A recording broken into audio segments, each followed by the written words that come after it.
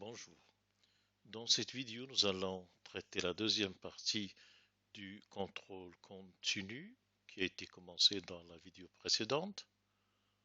Nous allons commencer par l'exercice suivant sur les suites. La suite UN est définie par U0 égale 0, UN plus 1 égale 2 UN plus 2 sur UN plus 3.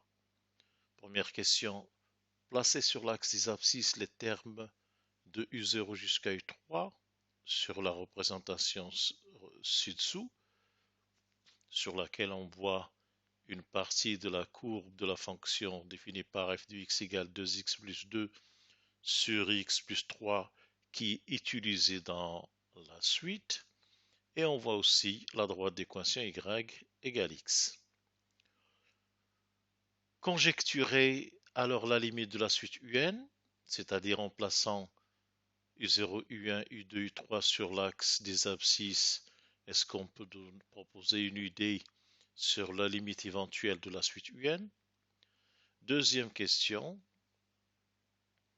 Alors on considère une nouvelle suite Vn, on pose Vn égale Un moins 1 sur Un plus 2. Prouver que la suite Vn ainsi définie est géométrique. Ensuite, exprimer Vn puis Un en fonction de n. Et enfin, quelle est la limite de Vn? En déduire la limite de Un.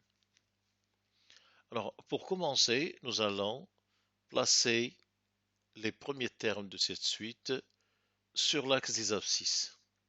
Notons que la relation de récurrence Un plus 1 égale 2 Un plus 2 sur Un plus 3 signifie que Un plus 1 égale f de Un, f étant la fonction 2x plus 2 sur x plus 3. Nous allons donc avoir la relation Un plus 1 égale f de Un. Alors pour placer les points, nous allons utiliser donc cette relation, à savoir Un plus 1 égale f du n. Par exemple, U0 est donné, il est nul. On voit bien U0 à l'origine. U1, c'est f de U0. Il suffit dans cette relation de prendre n égale 0. U1 égale f de 0. Alors U0, c'est 0, on va le chercher sur la courbe rouge. Voici donc f de 0, c'est-à-dire U1. Donc cette hauteur-là, c'est U1. Alors pour le placer sur l'axe des abscisses, nous allons chercher le point dans la projection est égal à f de 0, le point sur la droite y égale x, puis projeter ce point sur l'axe des abscisses pour avoir la même longueur. Autrement dit, la distance de 0 à ce point est la même que la distance de 0 à ce point situé sur l'axe des ordonnées. Autrement dit, on a donc U0 égale 0 et U1 est situé là au niveau de la projection de ce point qu'on a ramené à partir de f de U0. Alors une fois qu'on a U1, U2 c'est f de U1. Donc on va chercher U2 sur la courbe, U1, f de U1 on le trouve sur la courbe. Donc U2 c'est cette hauteur-là. Alors pour avoir cette hauteur sur l'axe des abscisses, nous allons donc nous déplacer sur la droite d'équation y égale x, parce que dans ce cas-là, la hauteur va être égale à la distance qui sépare ce point de l'axe des ordonnées. Et par conséquent, quand on descend en bas, nous récupérons U2. Pour avoir U3, il faut aller chercher l'image de U2 sur la courbe rouge, puis se rabattre sur la droite d'équation égale x et descendre pour avoir U3. Et nous voyons donc que, intuitivement, lorsque n croît, nous nous approchons de ce point d'intersection entre la courbe rouge et la droite d'équation y égale x, et qui est le point d'abscisse 1. Donc ceci nous permet de dire que UN semble tendre vers 1. C'est une conjecture. Deuxième question. Petit a, prouver que la suite Vn ainsi définie est géométrique. Reprenons Vn. Vn c'est un-1 sur un plus 2. Pour voir si elle est géométrique, nous allons comparer Vn à Vn plus 1. Or, Vn plus 1 s'écrit un plus 1 moins 1 sur un plus 1 plus 2. Alors, dans Vn plus 1 figure un plus 1 qu'on connaît. Un plus 1 égale 2 un plus 2 sur un plus 3. Donc, on va remplacer donc un plus 1 par sa valeur et on obtient Vn plus 1 en fonction de un seul. Après réduction au même dénominateur, on peut simplifier un plus 3 avec un plus 3 qui est en bas. Et cette fraction se ramène à un moins 1 sur 4 un plus 8.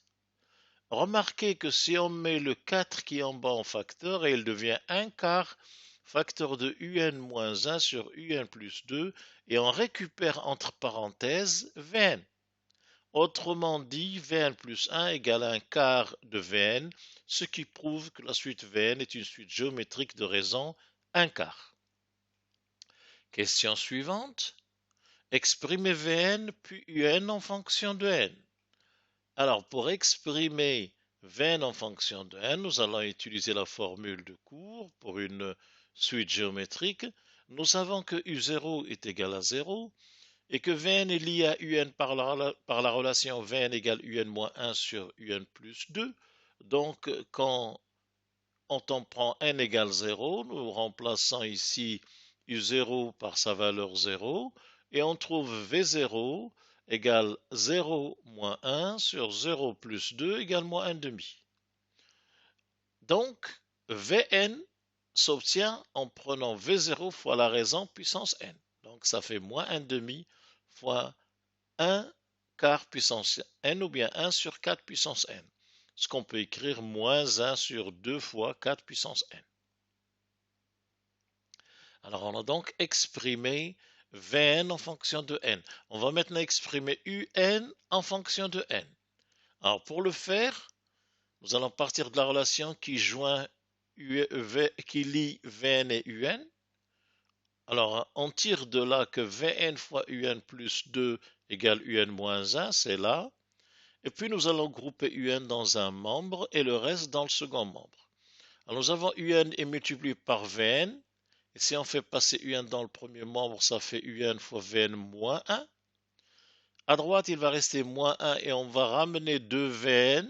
2Vn de l'autre côté, ça fait moins 2Vn. Et donc, on obtient un égale moins 1 moins 2Vn sur Vn moins 1.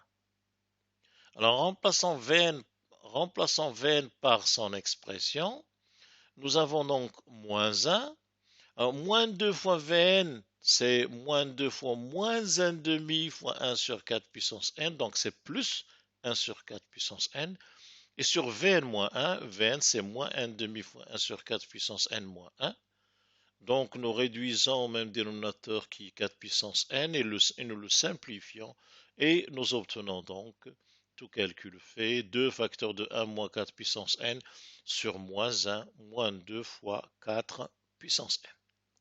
Donc dans la dernière question de cet exercice, on demande de calculer la limite de Vn et d'en déduire la limite de un. Alors, pour ce qui est de Vn, c'est extrêmement simple, puisque la limite de Vn, c'est la limite de moins 1 demi fois 1 quart puissance n. La valeur absolue de 1 quart est strictement inférieure à 1, donc 1 quart puissance n tend vers 0, et donc la limite de Vn est égale à 0. Pour la limite de un, nous avons obtenu tout à l'heure un, c'est moins 1 moins 2 Vn sur Vn moins 1. Donc sa limite est égale à, puisque la limite de Vn est nulle, on obtient donc moins 1, moins 0, sur 0 moins 1, ou bien moins 1 sur moins 1, c'est-à-dire 1. Et donc on constate que c'est exactement la valeur qu'on a conjecturée à la première question. Alors le deuxième exercice que nous allons traiter dans ce contrôle continu est un exercice de probabilité. Deux ateliers A et B fabriquent des puces électroniques. Alors pour une commande de 2000 pièces, A l'atelier A en produit 60%, B en produit 40%.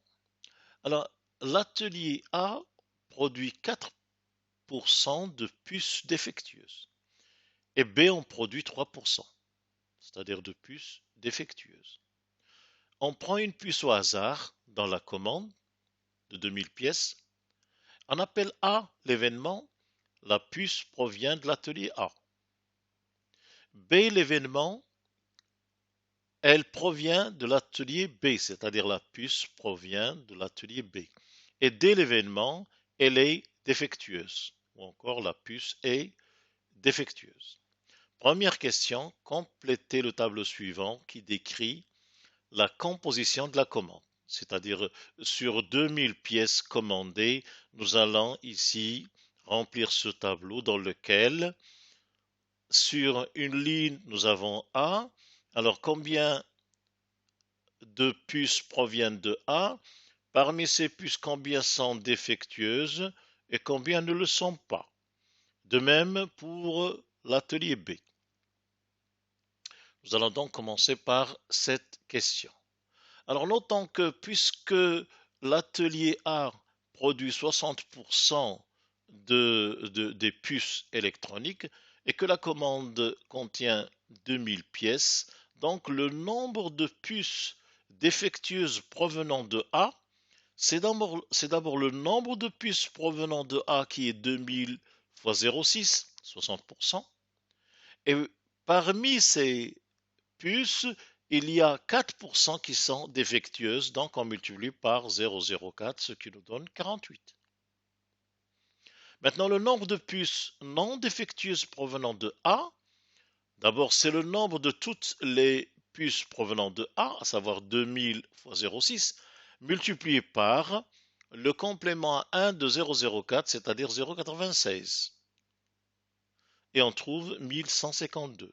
Donc, pour ce qui est de l'atelier A, nous avons 48 puces défectueuses et 1152 qui ne le sont pas. Ça nous donne un total de 1200 puces provenant de A.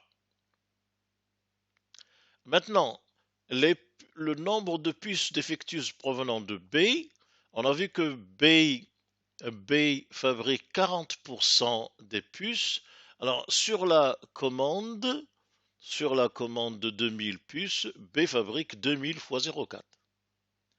Et parmi donc ces puces, il y a 3% qui sont défectueuses, donc on multiplie par 0,03 et on trouve 24.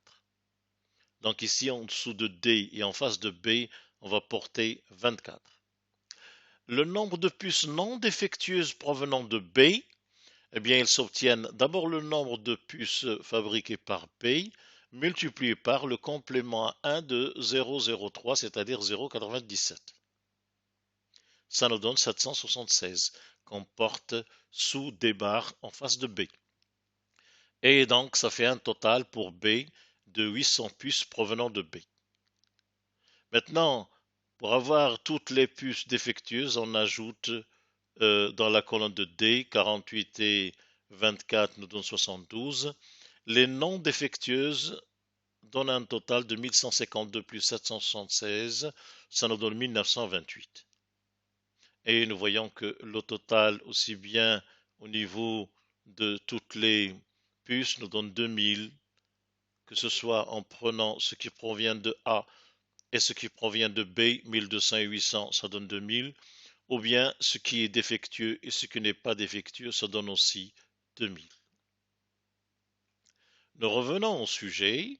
Deuxième question, calculer les probabilités P de D, P de A inter D et P de A sachant D. Alors, P de D, dans le tableau, il y a 72 puces défectueuses sur un total de 2000. C'est donc très simple. P de D, c'est 72 sur 2000, ou bien 36 sur 1000, ou bien 0,036. Alors, pour P de A inter D, ben, ça fait 48 sur 2000, donc ça fait 24 sur 1000 ou 0,024.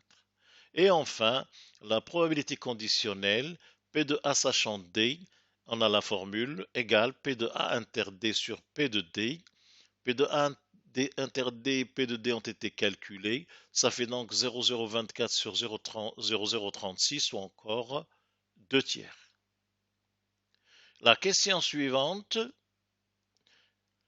calculer P de D bar, P de D bar inter B et P de B sachant D bar.